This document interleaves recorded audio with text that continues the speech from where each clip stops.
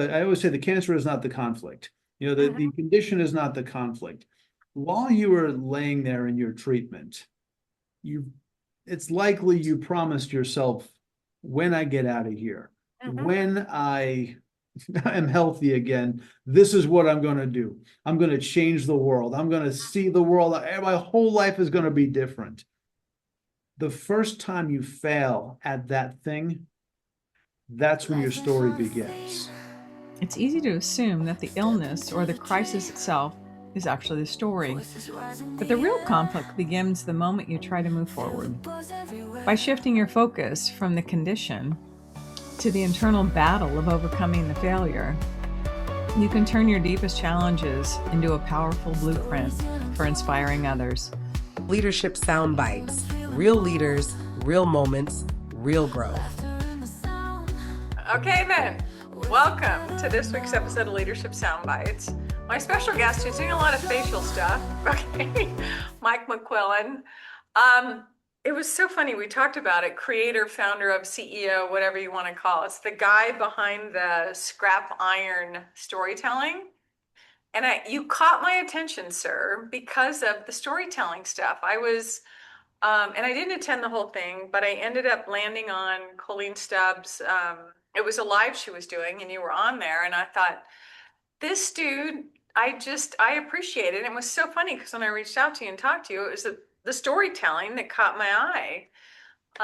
So anyway, I appreciate you joining from Peru, correct? Lima, Peru. There's a story there, but that'll eat up this whole hour. Yeah. All anybody wants to know is how I met my wife. But let's talk business. I love it. Well, I think that's part of it.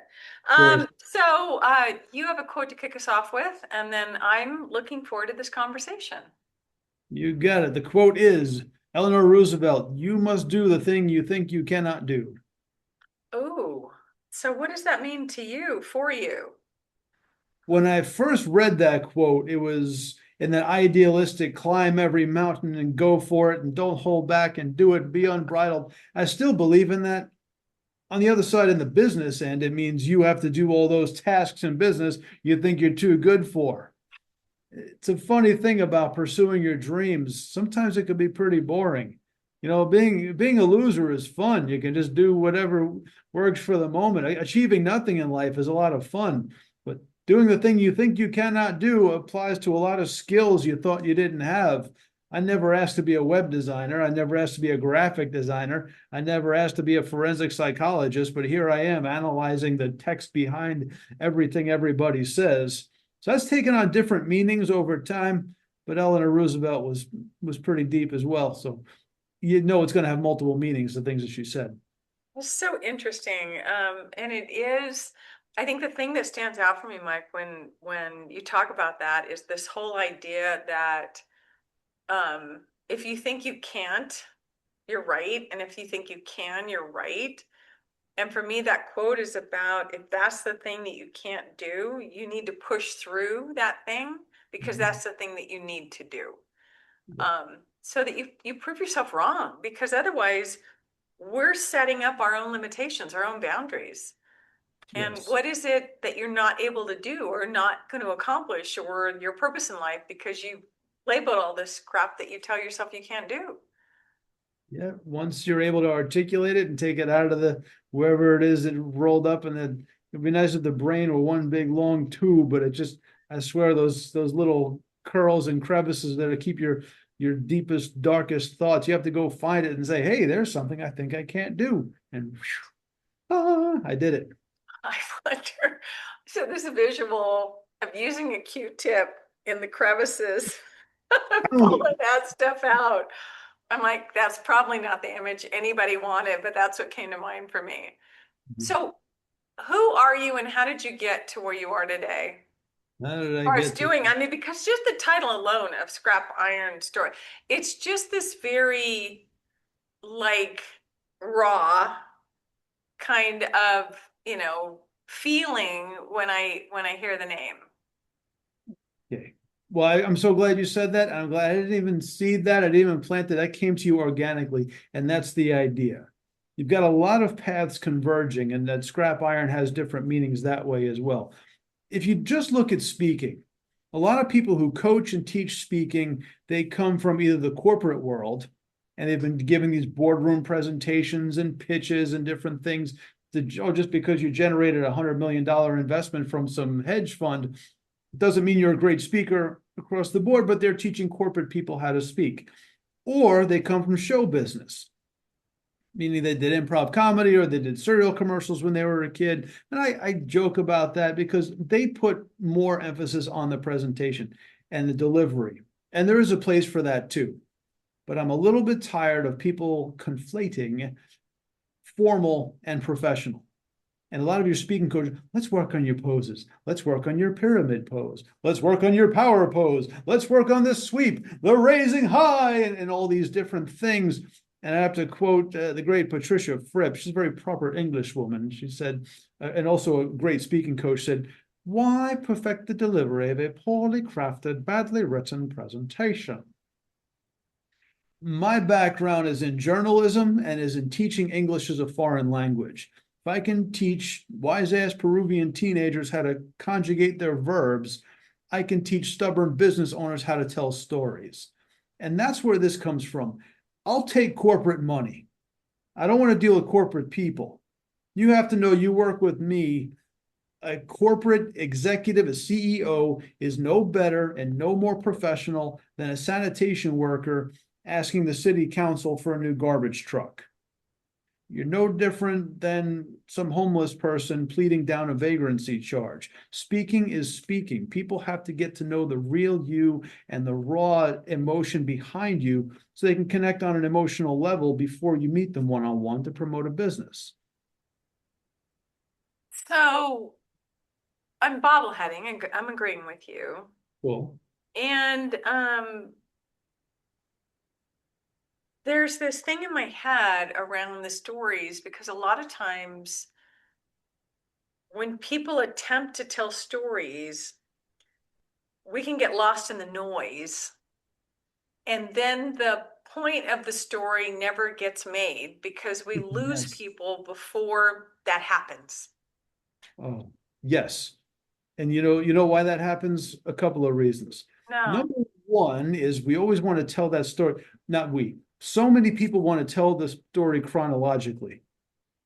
And they go from their own memory. And by the time you get to the point of the story, you've been through so many details that don't matter, you've lost your audience. Mhm. The other thing comes from the dramatic. Now, if you read a novel, if you write a novel, you can really describe all the elements. You can describe the characters in great detail, personality, backstory, facial features. You can describe the setting, and the sun is the setting, and the clouds were this way, and the sign was flickering on the storefront. You can go into all those details in a book. But when you're telling a story, you don't have that luxury.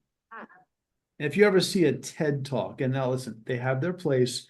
I just happen to be, I'm not a big fan. I think TEDx is a 4-letter word. So many lovely 4-letter words to choose from. That's one I choose not to use. And what I don't like about TED Talks is that they try and paint the scene and the stars just streamed across the galaxy and the clouds whisked overhead. And I went to the store and I bought a candy bar and I went home. They try and over dramatize story elements that really don't matter.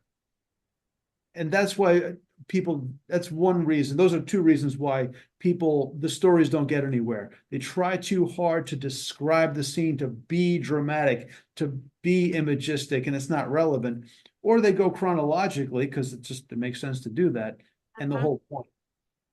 And what we talked about and where you came by with Colleen's event, we talked about sequencing by conflict instead of sequencing by chronological order. Makes a huge difference. Where's the initial conflict? Where can we elevate that conflict? And where can we turn that conflict inward so the audience says, yeah, I don't know what it's like to be lost on horseback somewhere, but I know what that internal emotional conflict is. That's where the real storytelling is. You make that lesson relevant to your business, you can take any story and promote what you do with that story. I think I remember, because you're bringing back memory of parts of what you were talking about, was that so the person in the audience can see themselves in that story, even if they've never done that thing. What Exactly. if I think about this, right?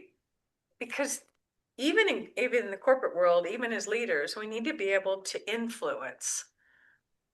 And influencing is about connecting with people, not to manipulate them, but to align, right? So that we can see what it is.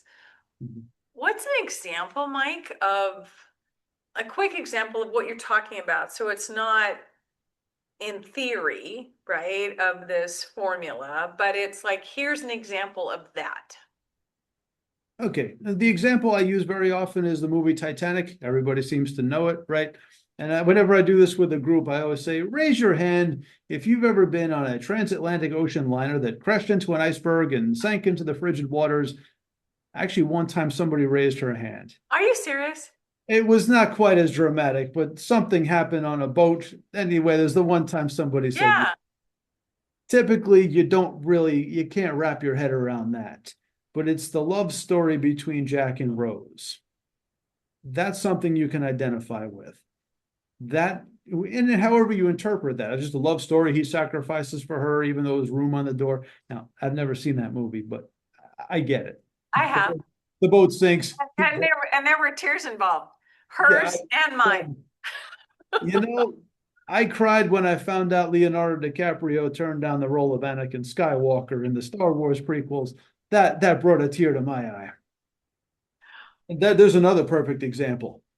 Have you ever been like on a mission like between planets to save the Intergalactic Republic? Oh my God, it was. You know, that happened once with me, but it was like as long ago in a galaxy far, far away. Far away, yeah.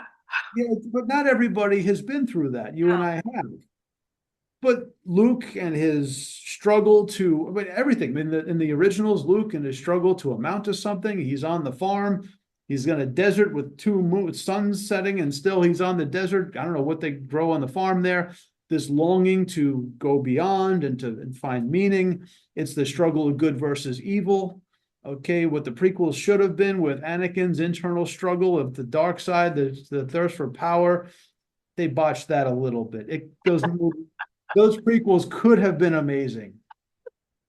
But there's, the more ridiculous the context of the story, the more real and universal the concepts are. We double down on the emotional conflict of the characters. So how would you have highlighted, what's an example? And I don't want to put you on the spot, but I'm curious, super We curious. didn't rehearse this, go for it. What's an example of something that was presented in such a way that didn't take advantage of, capitalize on, whatever the language is, but it's not manipulative, that you could have applied what you're talking about and be able to make that connection with an audience or a person or a human, because it doesn't have to be a whole group of people. Do you have an example of that, to where this is what was done and this is the opportunity that they could have? Do you see what I'm saying? Because I'm so curious. Are you talking about something that I've heard or something that I've delivered? It did, whatever. Something that they can go, this is what was done, and applying the concept or the process that I'm talking about, this is the way that would have done it. Because in my mind, I'm thinking, where are those missed opportunities with what I've done and with what other people have done, to be able to quickly coach, some tweaks to say, hey, here's how to make the most of that. Does that make sense? Yeah, there's so many. The one that just came to mind is a girl I knew in high school. And she's recently, she's a cancer survivor and she's been through it. Now, listen, if you're talking, I always say this, and not to mock anybody who's been through this, and due respect to anybody's ordeal, but if you've been through a life-threatening illness and you're telling this story, I'm not surprised that you survived it. Yeah. You're here telling the story. Right. So if the ending is, and then I survived, and then they gave me obviously it's a heartwarming ending, but it's also a very difficult story to listen to. Right. And I think anytime you're something through that, especially if it's a long-term illness that you overcome, instead of I always say the cancer is not the conflict. The condition is not the conflict. While you were laying there in your treatment, it's likely you promised yourself, when I get out of here, Mhm. when I am healthy again, this is what I'm going to do. I'm going to change the world. I'm going to see the world. My whole life is going to be different. The first time you fail at that thing, that's when your story begins. The story begins something benign. I said, as soon as I get out of here, I'm going to travel the world. And I'm about to get the travel agent and get that plane ticket to Bolivia. I'm in Peru, so it makes sense. Yeah. Oh yeah. And something I just can't seem to do it. And now you have this emotional, do I go forward just to fulfill this promise to myself, or am I running away from something? There's the internal struggle, elevated, magnified by the fact that your life almost ended when you made this decision. So when there's a life-threatening decision, that is not the conflict, because we know you made it. It's how is your life different now? And there's the crossroads. In the Mm, case of that particular classmate of mine, her story is that after she was better, her mother got the same diagnosis. mm, And again, if you just pile sickness and illness story after illness story, you'll get that applause. You'll get the support, but your audience is not going to feel too good later when it's just story after story. But the fact that she's like having to show her mother what it's like. We all remember the first time we thought we could teach our parents something. We thought, now we're smart. I'm smarter than you now. You taught me how to walk and talk and dress myself, but now I'm going to show you how the world works. I'm thinking something like, remember the first time you tried to teach your parents how to use technology? All of a sudden, you're smarter than they are. Now, instead of teaching your mom how to use a smartphone, imagine you're teaching your mom what it's like to go through that first round of chemotherapy. Dun, dun, dun, dun. Now we can turn that into a lesson, not, oh, woe is me, and I got over it and please applaud, but rather this is a lesson on intergenerational communication.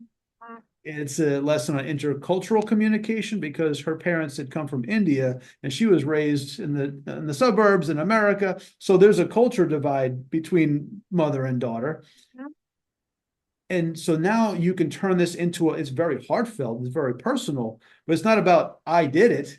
It's about intercultural communication. It's about intergenerational communication. It's about leading people when they have better technical skills, but you just happen to be in charge of the team. You can Mhm. apply it to the corporate world. You can apply it to academia. It's more universal. And now you don't have to burden them with all the horrible parts of the That story. messy stuff. Yeah. What's interesting is that because my brain goes to, in order to make those connections, we have to be thoughtful on the front end of it, to where, to your point, it's not about the what in your story, it's the how in your story. That the lessons are in that stuff, and to be very thoughtful before we get into it, to go, here's the story, but what about the story is something that's relatable? What's the lesson? To your point, the conflict, how I overcame it, to Mhm. where it's somebody else faced with that thing. It's like, face your fears and do it anyway. I had a client earlier I was talking to, because it's one of the things that nobody loves. I mean, let me just say this. I have yet to meet someone who you say, you know what, we have a performance issue with an employee and we need someone, you need to go in and talk to that employee. People go, oh my God, pick me. I'm ready. It's like, who wants to volunteer for that? Well, that's my And specialty. yet, yeah, you do. Mike does, but no one else but Mike wants to volunteer for that. But it's the matter of, where's the lesson in this thing, and how we reframe, and where the responsibility is and the role and everything else, to where you're not going, yeah, I'm just going to sit this one out. Well, listen, I'm in the academic world. It's the same thing. I didn't get into business to serve the elite. I mean, like I said, I'll take the corporate money. If you're watching, I'm there for you. Just understand, we're not going to play by corporate rules. And in academia, it's the same thing. I was a gifted student who got into a lot of trouble and was lucky to graduate high school. Only took me 5 years. You, you, Yeah, I was a gifted student, believe it or not. I can name all the state capitals. I can do a lot of quick arithmetic.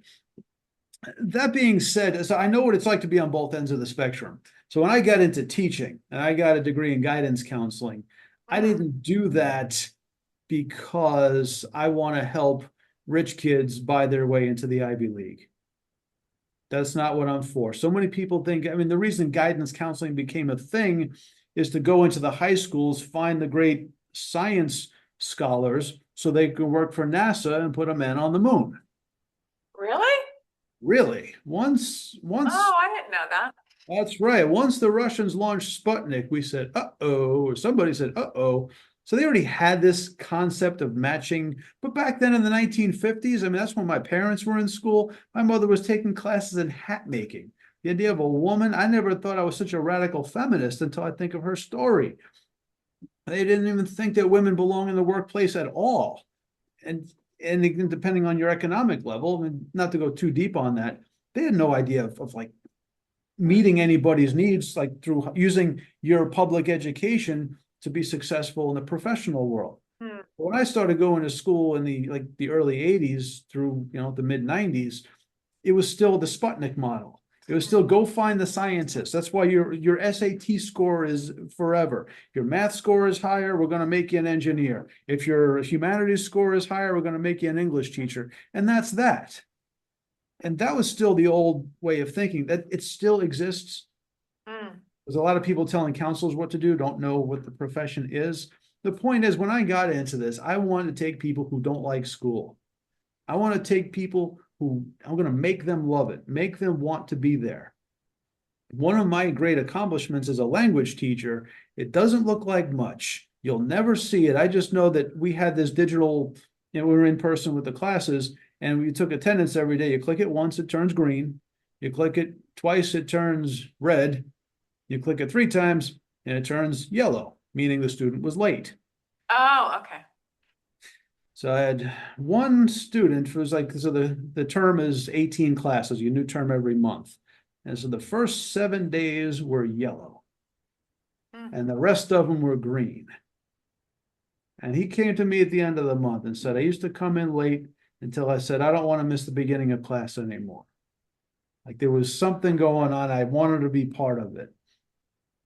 I'm not going to get a trophy for that. They're not going to dedicate, make a statue of me over that. That little marginal thing, that's what I live for. I want people who don't want to be there to want to be there.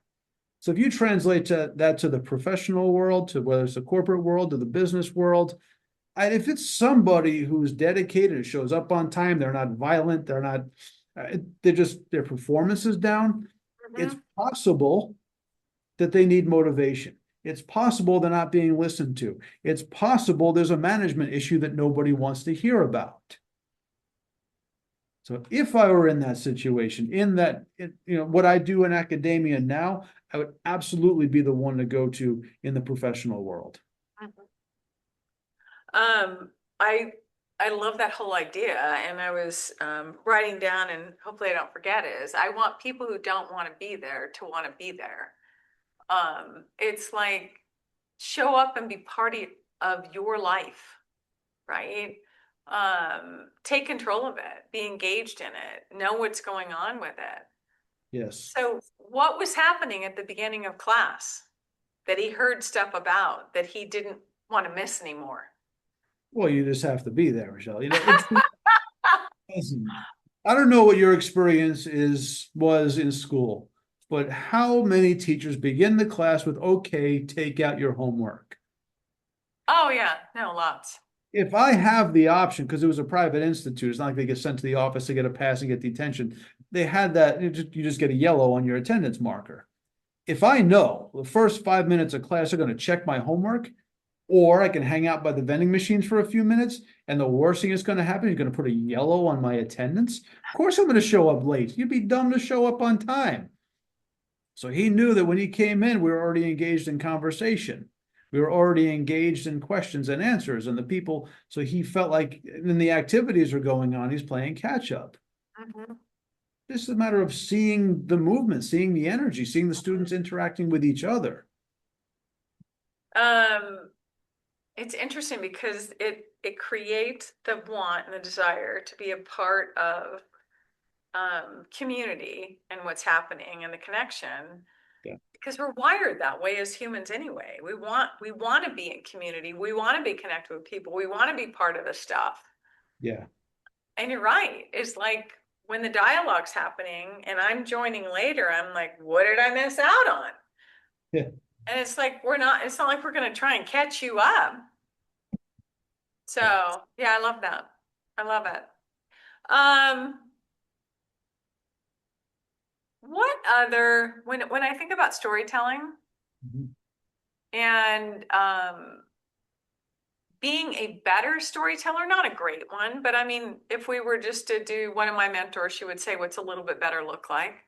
Mhm. Um, what in your perspective, Mike, is a little bit better? Mhm. A little bit better on a story is anytime you can check in with the audience and make it about them. First little hack is always speak you in the singular. Never how many of you or some of you or a few of you. How many of you? Well, me, I'm here all by myself. So how many will be? They got to get a little bit paranoid. Yeah. When I'm sitting in a live audience, I still want to feel like you're speaking directly to me. I use the example of the Rolling Stones. I saw them in concert about 10 years ago. I felt like Mick Jagger put on a concert just for me. And 40,000 people were there to keep me company. That's a world-class performer. You don't have to be Mick Jagger. You don't have to be a world-class performer to know how to do that, to make every person feel like that story is just for them. Number one has got to be you in the singular. Ask a question where they have to think about an answer. What would you do in a situation like that? And then while you're paused silent, think about your answer. While you're thinking about your answer, they're thinking about their answer. The difference that makes when you say, what would you do in a situation like that? What do you think happened next? Just that kind of thing. I mean, even I asked you before, have you ever been on intergalactic missions? Like, of course, you couldn't wait to be part of the story. Yeah, no, of course I have. Who hasn't? Yeah, exactly. Now they're contributing to it. And Yeah. let it go where it goes. And the other thing about, I always talk about including questions, whatever question you ask, incorporate their answer, because they can't, well, they usually won't answer out verbally. I mean, some presentations you can. But even if they don't answer verbally, you can still incorporate their answer into what you say next. So if I say, who do you think Yeah. if Go ahead. I'll give I you was going to say, give me an example of that because I was trying to fill it in on my own head and I thought, well, I don't have the expertise in this area. So I'm super okay. curious. Well, you're about to. So Okay.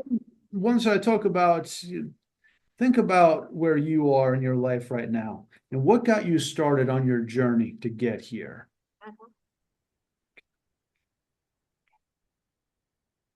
Can you see it?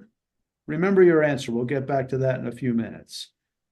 Then we get through the story. Then I call back to that question. I say, at the beginning, I asked you, what got you started on your journey?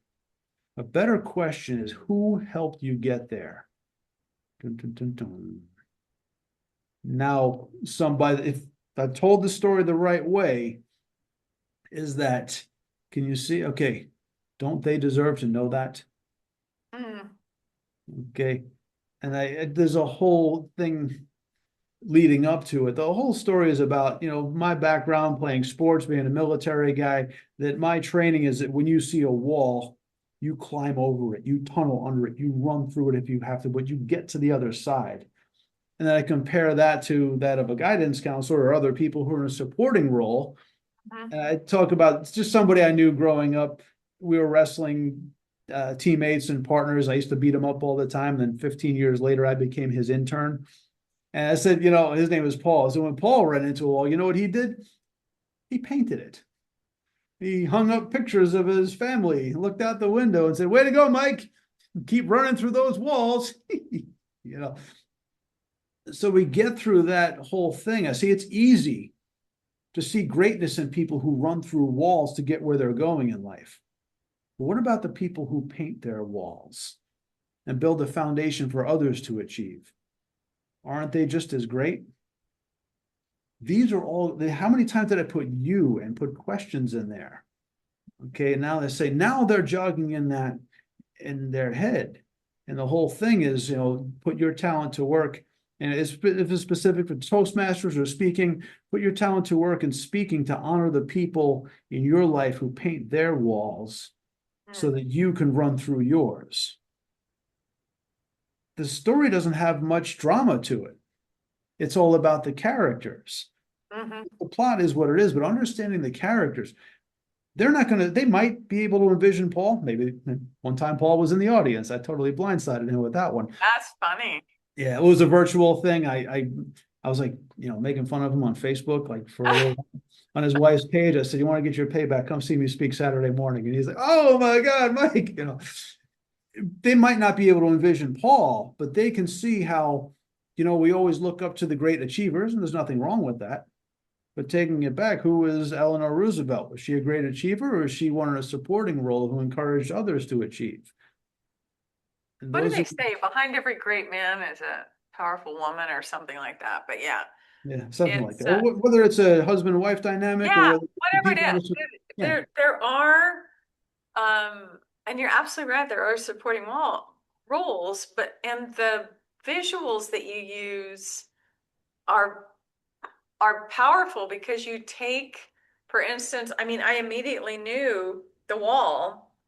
Paul could have been building the wall for all I knew, yeah, and painting it, making it nice, and you're just over there destroying it or plowing through it because you have to get the other side, and he's appreciating the wall. yeah, And I think it's there's a lot of messages and stuff like that. So um, it makes me think about where are the opportunities to incorporate stories to better engage people that I'm just blowing by. yeah. Well, I Just always blowing enjoyed, by. yeah, putting the folk telling stories about people is really something. When you can find something great in somebody you might think is seemingly ordinary. I mean, the most extraordinary people you meet are pretty extraordinary. There's seemingly ordinary lives of extraordinary people. Superman. Yeah. Kent. I mean, Yeah. come on. Yeah. Superman is Clark Kent. And you know what? Yeah. Clark Kent is more interesting, quite frankly. Funny stuff. I love it. Yeah. Thank you. Thank you. I'm just leaning in, like listening. I want to learn more. Of course. So I'll put contact information for you. Do you have classes teaching? Or are you just not just speaking? I mean, how is it that people learn from you is probably the better way to say it, besides being in a room in Peru learning English. Yeah. Well, depending on how quickly you release this video out on your channels, today is May 19th. Now, 9 days of next Thursday, which is May 28th, is my next workshop, Storytelling for Solopreneurs. It's complimentary, and we get to develop some of the important elements of the story. We talk about, number one, choosing the right story, because a lot of people just want to shotgun out their most dramatic stories of their lives. You wouldn't start a conversation that way. You probably shouldn't start a presentation that way. Yeah. Choosing the right stories you didn't think were relevant. I know as a coach, I'm onto something big when somebody says, "Mike, do you really think that people want to hear this?" Once they say that, that story is going in your presentation. Choosing the right stories that you probably didn't think were important. Second is what we talked about with the conflict and elevating it the right way. So many people tell that story chronologically, and all it does is, okay, I'm waiting for the story to mean something. And putting the conflict the right way, identifying and elevating the conflict. And the last thing that we talk about, well, you'd have to come to the workshop to find out what it is. But that lesson is the origin story of scrap iron storytelling. It's a there's a movie character, very famous actor and a great movie character. His nickname is Scrap Iron. And that's where I get the name of Scrap Iron Story. Really? Who That's is that? well, how much time do we have here? We're running a little low on time here. No, we don't. You've got to Oh, just okay, tell okay. me. Okay, I'll tell you the movie. The movie is $1 Million Baby. Oh, okay. Is that Hillary? Hilary Swank, yes. Yeah, okay. Now, Okay. Morgan Freeman is the narrator in that story. Okay, he's an awesome narrator. He is the He best. has that voice. Exactly. Didn't he You know, play God? I think he he had the played voice of God in God. Bruce Yeah. Almighty. Yes, he was Yeah. God. There we He got go. away with it. There There you we go. go. So I love Shawshank Redemption. I thought was a better movie. In that movie, he's on a bus. He's already gotten out of prison after 40 years. He's reflecting on it. It's Yeah. kind of the most satisfying ending in the history of cinema. So I love that movie better. But Million Dollar Baby, Eddie Scrap Iron Dupree, he and Clint Eastwood are there's a lot of friction and tension between them. It turns out, kind of give away the ending here. The whole time he's writing a letter to Clint Eastwood's daughter, where, and that's the whole point of putting that focus. At the end, it turns out that whole story was meant for one person. Mm. And imagine just how powerful that is for that character to read this letter. I'm just telling the story. I think and the last line, I might as well give it away here. Yeah. The last line of the movie is, before I give you the line, Clint Eastwood is training Hilary Swank. Okay, and all these things happen. It turns out Frankie was estranged from his own daughter. So that's why he kind of related that to Hilary Swank and kind Okay. of had that relationship with her, and things don't go too well. So he just disappears. He says nobody ever saw him again. And he's telling the story. The last line of the movie is, "I thought you should know what kind of a man your father really was." Mm. The whole time, it's a letter to his daughter. Despite the little friction and tension between the two of them, it meant more to him. The only thing that mattered to him was that Frankie's daughter understood what his convictions were all about, and the sacrifices he made for somebody else. Interesting. I love it. Thank you. Thank you. It's Leadership Soundbites with Michele and Mike. And if you can't make the workshop on the 29th of May, I'm hopeful that there will be 28th. others. Huh? 28th. 28th. So sorry. The 28th of May. We gotta Yeah, get the day right. Gotta get the day right. It's the fourth Thursday of every month. Okay. So Don't delay. so it is okay. So it's a monthly thing. The monthly thing, yes. Thank you. All right. And so I'll get a link from you and we can put that in the description. So it's not just May, but it's going to happen in June and again in July. Maybe. Maybe. May, hopefully June. It will be. It will be. Yeah, hopefully now we've got all this question mark and suspense and hurry up and it's limited scarcity. Yeah. Thank you. I've enjoyed our time together. And any last thought you want people to walk away with? Oh, so many of them swirling now. I was going to say, honor the people in your life who paint their walls and do it through storytelling. If you need a little help with the storytelling, I'll have my people call your people. Okay. Yeah. Or have your people fax my people. That's what used to happen a long time ago. I don't think it happens It anymore. was like 1990s. Yeah, I know. Have your agent call my agent. Yeah, exactly. Thank you, sir. Have a great one. This Sure. Leadership Soundbites with Mike and Michele. Until next time, have a really, really